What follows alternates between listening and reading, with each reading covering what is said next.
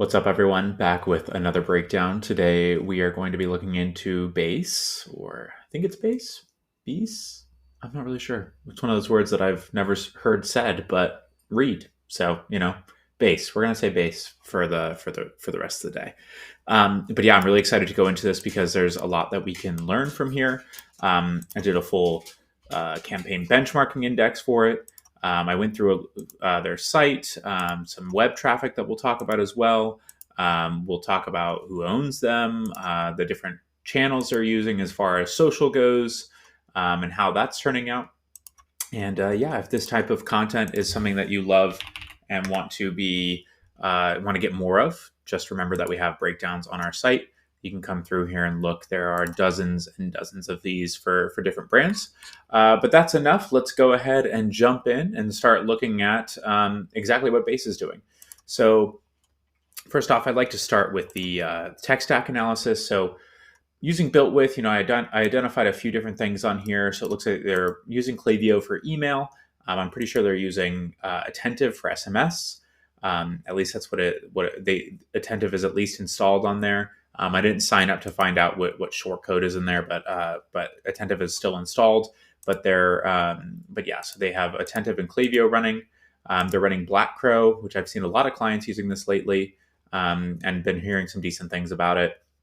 Loyalty Lion for their loyalty program. They've got Hotjar on, which is a must-have in my opinion. Nosto, Swim, Yotpo, Rise AI, and Tapcard are all also on there as well. So some different things that you can check out if you haven't heard of any of these before. Frequency analysis. So they're sending about 18 emails a month. So we can take a look at kind of the last, like the year to date. You'll see that there are some months that they send, I think about here is like 18. So there's some months that they send more than that, and some months that they send fewer. But a pretty consistent, large calendar of at least over a dozen emails a month. And we'll jump into exactly what those emails are when we get here in just a second. Their promotional frequency is pretty low. They're not doing kind of like weekly sales or any sort of just like random one-off sale type things. It seems like they're always waiting for a sale date or a sale period, whether that's like a response to Prime Day is one I saw on there, or they have like their own warehouse sale, obviously holiday and things like that. But it's very calculated and very condensed into a certain time frame that they are not really straying away from.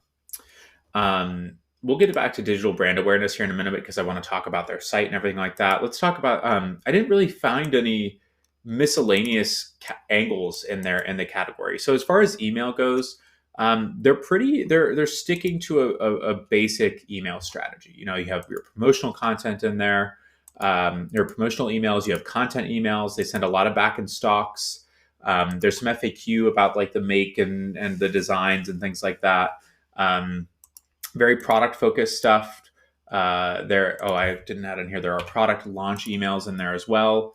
Obviously, there's no subscribe and save element, so that doesn't apply. I didn't see any gift card emails. A little bit harder with before and after with something like this, or replenishment. You're not replenishing your suitcase.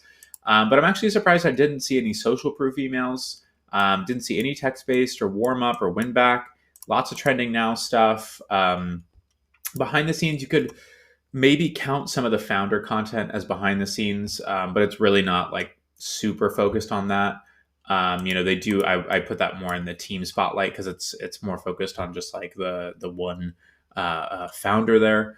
And so past that, there's some loyalty emails as well, some collabs, early access. And so yeah, let's take a look at what they actually have in here. So if we jump into the emails.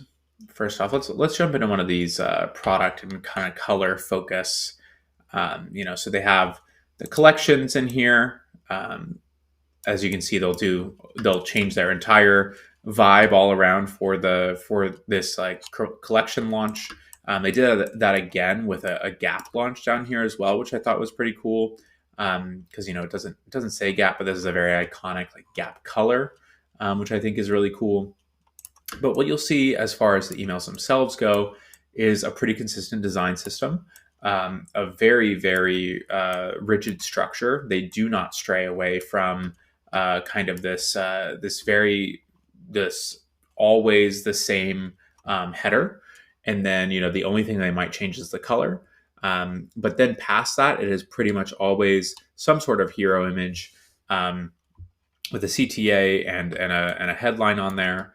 And then past that, there are product blocks pretty much everywhere throughout. And so you have quite a bit of consistency in how they actually send these emails. They're hitting on a lot of the different typical, like what you would expect from an email strategy. But as I said, they're not really straying outside of that. Hot bag summer, you look good. So there's some customer spotlights in there, which we checked over on the campaign audit. We've got, here are some actual social proofs. We'll need to add that in there as well. Buy now, pay later. That's one email category that you see used pretty frequently. But they are kind of recycling through those different types, and then peppering in their different launch campaigns that they have going, from the campus collection, or their or the Gap collection that we just looked at. But then they're very consistent with these different tried, tested, loved. Just giving you the details on each and every suitcase that are that they have in the lineup. And so it's very it's very product focused, but in a very good way. It's not.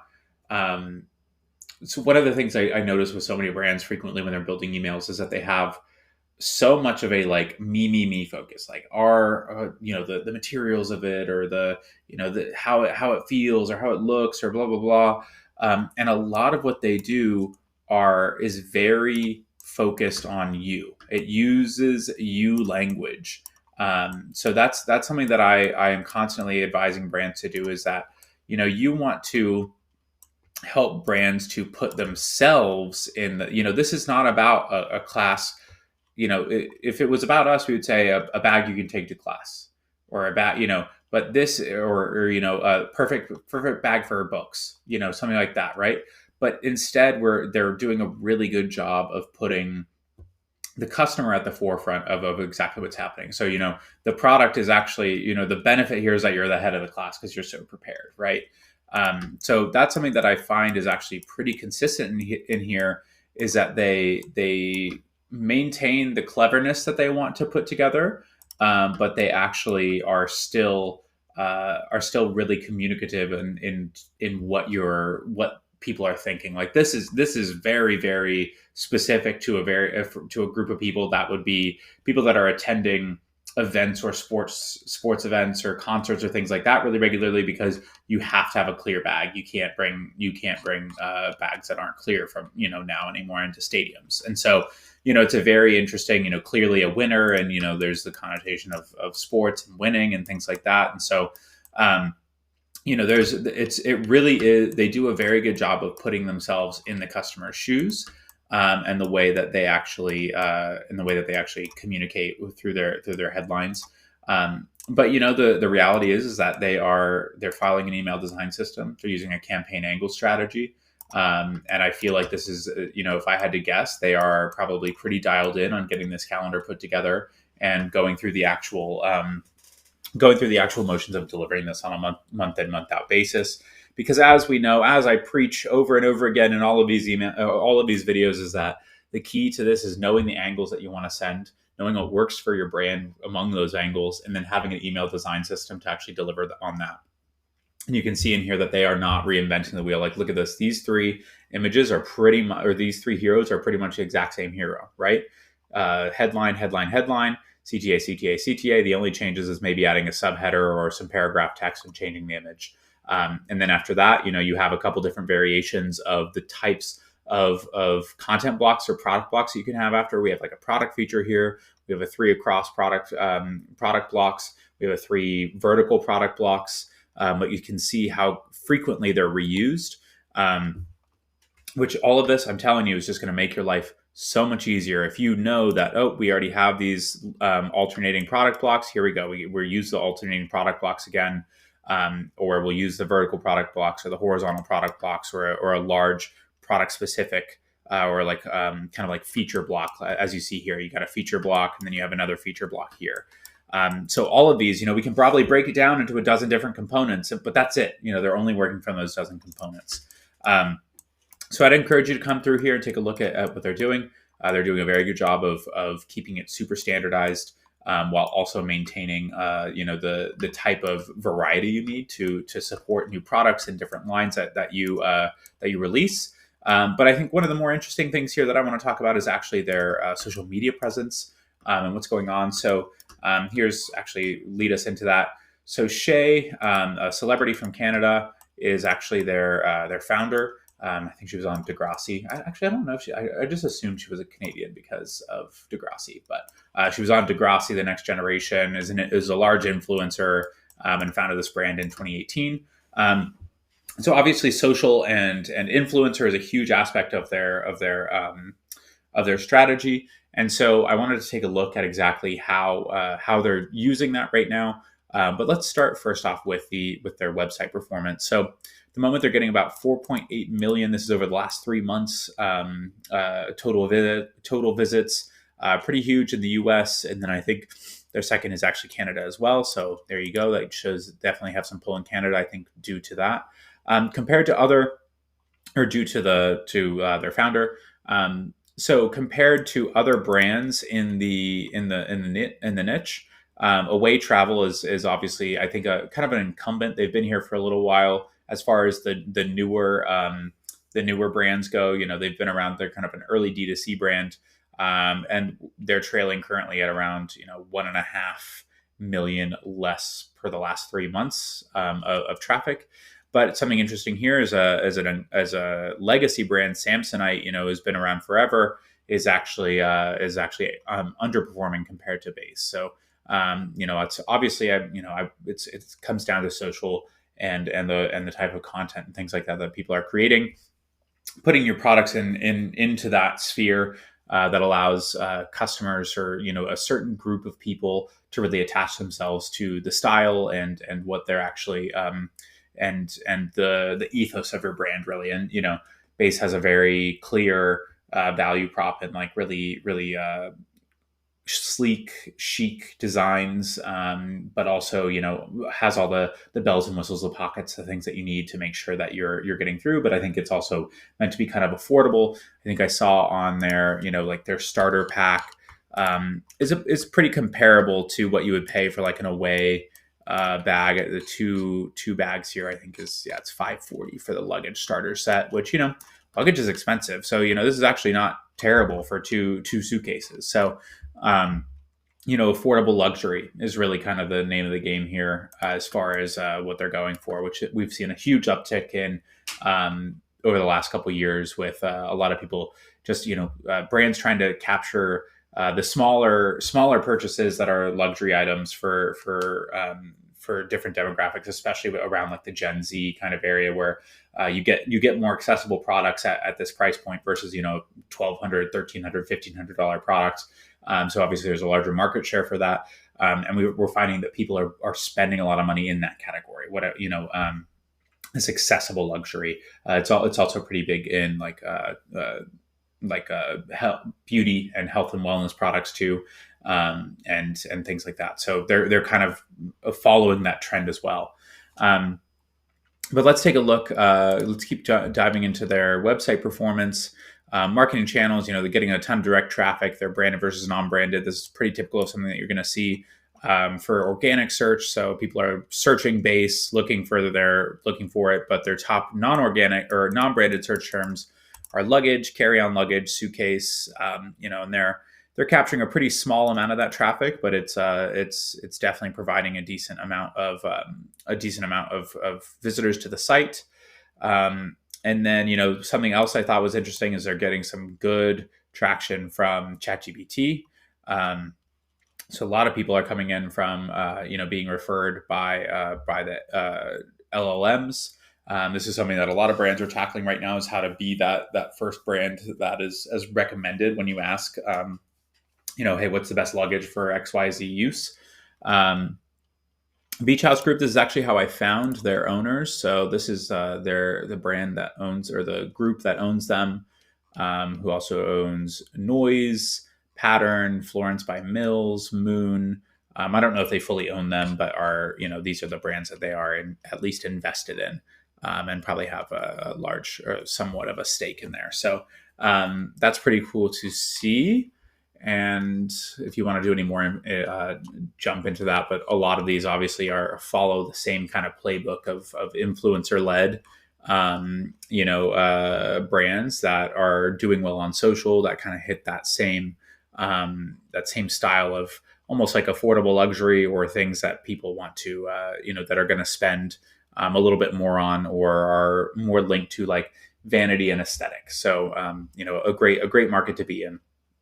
So let's jump back into the stats, though. I actually wanted to jump specifically into social traffic. So this was pretty interesting to me. There was about 29.52% coming from Facebook, 23% from Pinterest, 20% from YouTube, 16% from Reddit, 9% from Instagram, 1% from other. So this is a pretty interesting breakdown of this, considering I expected Instagram to be quite a bit higher here. It always does come down to that. You can't be so reliant on these statistics, because we're not, it's not like we're inside of Base's, Google Analytics. This is just SimilarWeb. But still, that we're seeing this much of a difference between Facebook and Instagram is pretty crazy. So, they're probably running a significant amount of Facebook ads. I know that they're running a decent amount of YouTube ads from what I've seen. This let's see here, this video here, the 12-second one. It's obvious that this is an ad. You can just tell from the type of content here that this is a pre-roll ad for YouTube videos that's going up. I wouldn't be surprised if I end up getting this later on. And so, yeah, that's why we're seeing quite a bit of the YouTube traffic. But the thing that I found the most interesting, and I love to look into, is like what type of content is being created as far as like TikTok goes. So this is BÉIS, hashtag BÉIS. So looking in there to see who's actually posting about them. They have around 500,000 followers on TikTok. They do a lot of reposting, and it's a lot of, get ready with me for travel is kind of the, is the general theme of the content in a lot of ways. And there's a lot of review type stuff, and you can see the demographic that they're hitting. Young women, all doing solo trips or traveling together, or and this is just the type of product that really fits for something funny, or something that is around a really an aspirational thing, because everyone wants to be traveling more, going places, or have a trip planned or something like that. And so, being able to associate it with these destinations that people are going, or the aesthetic that they're getting, because people want to look cute and look good at the airport, and make sure that everything's like color coordinated. And, and so there's a lot of, they really play into that here. And a lot of the content is pretty similar. But this is also the type of stuff that goes viral. So, it's obviously they're using this in a really good way to reinforce that brand status that they're looking to build around this. And they have a great founder led content strategy as well. So if we just look at BÉIS, let's get to their actual. Oh, here we go.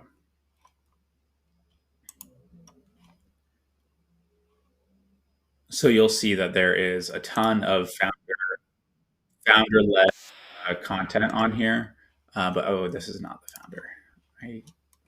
Let's see. I think this is not the founder either.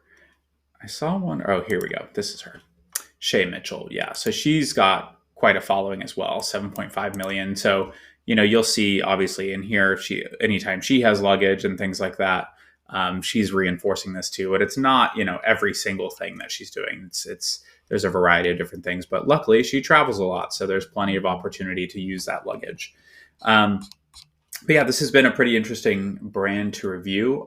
If you want to jump into the campaign benchmarking index and the email design system yourself, you have access to all these different swipe files.